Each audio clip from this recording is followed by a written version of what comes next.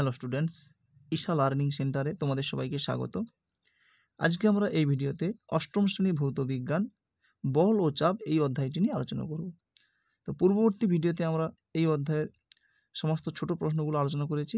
এই অধ্যায়তে আমরা সংক্ষিপ্ত প্রশ্ন তথা 2 ও 3 মার্কের প্রশ্নগুলো নিয়ে আলোচনা করব। তো তোমরা ভিডিওটি মনোযোগ দিয়ে দেখে নাও, কারণ সহায়িকা যদি তোমরা লক্ষ্য করো তাহলে সেখানে দেখতে পাবে যে অসংখ্য প্রশ্ন রয়েছে, তার মধ্য থেকে কোন প্রশ্নটা করবে আর কোনটা ছাড়বে তোমরা খুঁজে পাচ্ছ না। তাই তোমাদের সুবিধার্থে এই ভিডিওটি দেখে নাও, অর্থাৎ এই ভিডিওটি তোমরা দেখে নিলে এই সমস্যা তোমাদের থাকবে না। তো ভিডিওটি মনোযোগ দিয়ে দেখে নাও। তো প্রথম প্রশ্ন বলা হয়েছে নিউটনের সূত্র থেকে পাওয়া বলের সূত্রটি লেখো। তো তোমরা জানো নিউটনের 3টি গতিসূত্র রয়েছে। তো প্রথম গতিসূত্র থেকে আমরা দুটি বিষয় জানতে পারি, জাড্যের ধারণা এবং বলের ধারণা, এবং দ্বিতীয় গতিসূত্র থেকে আমরা পেতে পারি ভরবেগের ধারণা। তো এখানে বলের সূত্রটির কথা বলেছে, তাহলে এখানে বল সমান বস্তুর ভর গুণিতক বলের প্রভাবে বস্তুতে উৎপন্ন ত্বরণ, অর্থাৎ এফ সমান এম ইন্টু এ। এখানে এফ সমান ফোর্স অর্থাৎ বল, এম সমান মাস অর্থাৎ ভর, এবং এ সমান এক্সেলারেশন বা ত্বরণ। এই হচ্ছে বলের গাণিতিক রূপ। এটা কিন্তু তোমাদের জন্য খুব ইম্পর্টেন্ট, ভিভিআই। পরের প্রশ্ন বলেছে ঘর্ষণ বল বলতে কি বোঝো। ঘর্ষণ বল বলতে কি বোঝো না, কোনো তলের উপর স্থির অবস্থায় থাকা কোনো বস্তু যখন ওই তলের উপর দিয়ে চলতে শুরু করে তখন দুটি তলের সংস্পর্শে কি একটি বল তৈরি হয়, যা ওই বস্তুর গতিকে বাধা দেয়, তাকে ঘর্ষণ বল বলে। পরের প্রশ্ন বলেছে স্থিত ঘর্ষণ বল বলতে কি বোঝো। তো ঘর্ষণ বল দুই প্রকার, একটি রয়েছে স্থিত ঘর্ষণ বল এবং অপরটি রয়েছে গতিশীল অবস্থার ঘর্ষণ বল। তার মধ্যে এই স্থিত অবস্থার ঘর্ষণ বল তোমাদের জন্য গুরুত্বপূর্ণ, তাই এটাকে এখানে নেওয়া হয়েছে। তোমরা চাইলে গতিশীল অবস্থার ঘর্ষণ বলও দেখে নিতে পারো। তো স্থিত ঘর্ষণ বল কাকে বলে না, বল প্রয়োগ করে টানা সত্ত্বেও যদি কোনো বস্তু তলের উপর স্থির হয়ে থাকে তখন যে ঘর্ষণ বল ক্রিয়া করে তাকে স্থিত ঘর্ষণ বল বলে। উদাহরণস্বরূপ বলা যেতে পারে টেবিলের উপর রাখা কোনো বস্তুকে স্প্রিং তোলার সাহায্যে 9.8 নিউটন বল দিয়ে ডান দিকে টানা হলে বাক্সটি যদি স্থির থাকে তবে এক্ষেত্রে স্থির অবস্থার ঘর্ষণ বল কাজ করবে এবং যার মান হবে 9.8 নিউটন বল, অর্থাৎ 9.8 নিউটন বল দিয়ে টানা হয়েছিল, তাই এখানেও 9.8 নিউটন বল। এবং তার অভিমুখ কি হবে, যেহেতু টানা হয়েছিল ডান দিকে তাই এর অভিমুখ হবে বাম দিকে, কারণ ঘর্ষণ বল সর্বদা বিপরীত দিকে ক্রিয়া করে। পরের প্রশ্ন ঘনত্ব বলতে কি বোঝো। ঘনত্ব বলতে কি বোঝো, একক আয়তনের বস্তুর ভরকে ওই বস্তুর ঘনত্ব বলে। পরের প্রশ্নটি তোমাদের জন্য খুব গুরুত্বপূর্ণ, কারণ এই প্রশ্নটি বারবার এসেছে। তো পারদের ঘনত্ব 13.6 গ্রাম পার সিসি বলতে কি বোঝো। পারদের ঘনত্ব 13.6 গ্রাম পার সিসি বলতে বোঝায় 1 ঘন সেন্টিমিটার আয়তনের পারদের ভর 13.6 গ্রাম। এখান থেকে গণিত আসতে পারে, অর্থাৎ পারদের ঘনত্ব 13.6 গ্রাম পার সিসি হলে 5 লিটার পারদের ঘনত্ব কত, এই প্রশ্নটিও আসতে পারে। তো আমরা এর পরবর্তী ভিডিওতে এই অধ্যায়ের গণিতগুলো নিয়ে আলোচনা করব খুব শীঘ্রই। তো তোমরা সেখান থেকে এটা দেখে নেবে, এরকম একটা গণিত এই অধ্যায় থেকে কিন্তু আসবে। পরের প্রশ্ন খুব গুরুত্বপূর্ণ প্রশ্ন, তরলের চাপ কাকে বলে, চাপের এসআই একক কি। তরলের চাপ কাকে বলে, তরলের মধ্যে কোনো বিন্দুর চারিদিকে একক ক্ষেত্রফলে তরল লম্বভাবে যে বল প্রয়োগ করে তাকে তরলের চাপ বলে। অতএব তরলের চাপ সমান লম্বভাবে প্রযুক্ত বল বাই ক্ষেত্রফল। চাপের এসআই একক কি, এটা কিন্তু গুরুত্বপূর্ণ, চাপের এসআই একক পাস্কাল, মনে রাখবে তোমরা। পরের প্রশ্ন, তরলের চাপ কোন কোন বিষয়ের উপর নির্ভর করে। তরলের চাপ নিম্নলিখিত 3টি বিষয়ের উপর নির্ভর করে, উচ্চতা, তরলের ঘনত্ব এবং অভিকর্ষজ ত্বরণ। অর্থাৎ তরলের উচ্চতা যত বেশি হবে তার চাপের পরিমাণও তত বেশি হবে। পরেরটি রয়েছে কি তরলের ঘনত্ব, অর্থাৎ যার ঘনত্ব বেশি হবে তার চাপও বেশি হবে। অর্থাৎ একই উচ্চতায় থাকা সত্ত্বেও যে তরলের ঘনত্ব বেশি হবে তার চাপ বেশি হবে। অর্থাৎ একটিতে যদি জল থাকে এবং অপরটিতে যদি লবণ জল থাকে তাহলে লবণ জলের চাপ কিন্তু বেশি হবে উচ্চতা একই থাকা সত্ত্বেও, কারণ লবণ জলের ঘনত্ব জলের তুলনায় বেশি। পরেরটি রয়েছে অভিকর্ষজ ত্বরণ, অর্থাৎ উচ্চতা, তরলের ঘনত্ব এবং অভিকর্ষজ ত্বরণ, এই 3টি বিষয়ের উপর কিন্তু তরলের চাপ নির্ভর করে। পরের প্রশ্নটি প্রায়শই এসে থাকে, অর্থাৎ আর্কিমিডিসের নীতিটি লেখো বা আর্কিমিডিসের সূত্রটি দেখাবো। তো কি বলেছে, স্থির তরল বা গ্যাসীয় পদার্থে কোনো বস্তুকে আংশিক বা সম্পূর্ণ নিমজ্জিত করলে বস্তুটির কিছু পরিমাণ আপাত ওজন হ্রাস ঘটে, যা ওই বস্তু দ্বারা অপসারিত তরল বা গ্যাসীয় পদার্থের ওজনের সমান।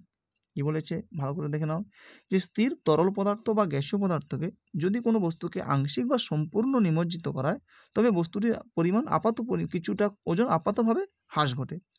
তার কারণটা কি না, যা ওই বস্তু দ্বারা অপসারিত তরল বা গ্যাসীয় পদার্থের ওজনের সমান।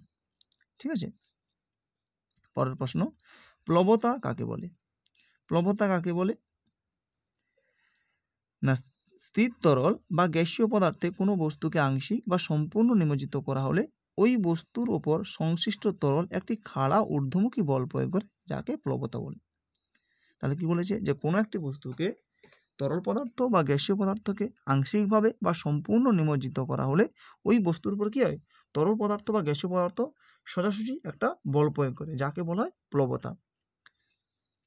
পরের প্রশ্ন বলেছে যে এই প্লবতার বিষয় কার কার উপর নির্ভর করে? অপসারিত তরলের আয়তনের উপর, তরলটির ঘনত্বের উপর এবং অভিকর্ষজ ত্বরণের উপর। তো অপসারিত তরলের আয়তন কি বলেছে, যে অপসারিত তরলের আয়তন যত বেশি হবে প্লবতা তত বেশি হবে।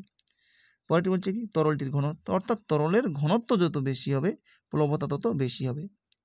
ঠিক আছে, এই কারণেই এটা ডবল হয়ে গেছে, এটা রিপিট হয়ে গেছে, তোমরা ঠিক করে নেবে। এই কারণেই কিন্তু জাহাজ যখন সমুদ্রে থাকে তখন অনেক ভেসে থাকে, সমুদ্র থেকে যখন নদীতে প্রবেশ করে তখন জাহাজ কিছুটা নিচের দিকে নেমে যায়, কারণ লবণ জলের প্লবতা অনেক বেশি হয়, তাই জাহাজটাকে ভাসিয়ে রাখে। এই প্রশ্নটা হতে পারে যে জাহাজ সমুদ্র থেকে নদীতে আসার সময় কিছুটা ডুবে যায় কেন, বা কিছুটা নিচে নেমে যায় কেন? এই একই কারণের জন্য, অর্থাৎ তরলটির ঘনত্বের জন্য। কারণ সমুদ্রের জলে লবণতার পরিমাণ বেশি থাকে, তাই তার ঘনত্ব বেশি, কিন্তু নদীর জলে লবণতার পরিমাণ থাকে না, অর্থাৎ এর ঘনত্ব লবণ জলের তুলনায় কম হয়। এই কারণেই জাহাজ কিন্তু সমুদ্র থেকে নদীতে আসা মাত্র কিছুটা নিচের দিকে নেমে যায়।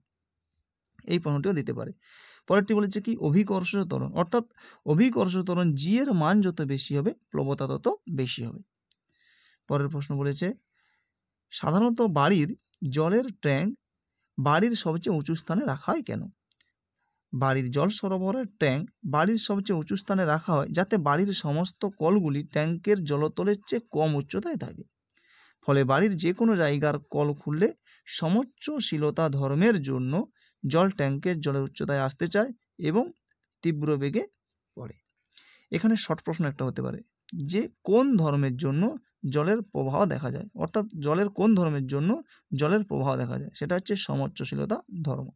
এটা মনে রাখবে, এটা শর্ট প্রশ্ন আসতে পারে 1 নম্বরে। পরের প্রশ্ন বলেছে কি, একটি স্টিলের বাটি জলে ভাসে কিন্তু একটি আলপিন জলে ডুবে যায় কেন? না, পেরেকের তুলনায় স্টিলের বাটির আয়তন অনেক বেশি, তাই জলে ফেললে পেরেক যতটা জল অপসারিত করবে বাটি তার চেয়ে অনেক বেশি জল অপসারিত করবে। ফলে পেরেকের তুলনায় বাটির উপর জল অনেক বেশি ঊর্ধ্বমুখী বল বা প্লবতা প্রয়োগ করবে, তাই বাটিটি জলে ভেসে থাকবে। কিন্তু পেরেকের ক্ষেত্রে ঊর্ধ্বমুখী বলের ওজন অনেক বেশি হয় এবং তাই পেরেক ডুবে যায়। অর্থাৎ কি, পেরেকটি যতটা জল অপসারিত করবে তার তুলনায় পেরেকটির ওজন অনেক বেশি হয়।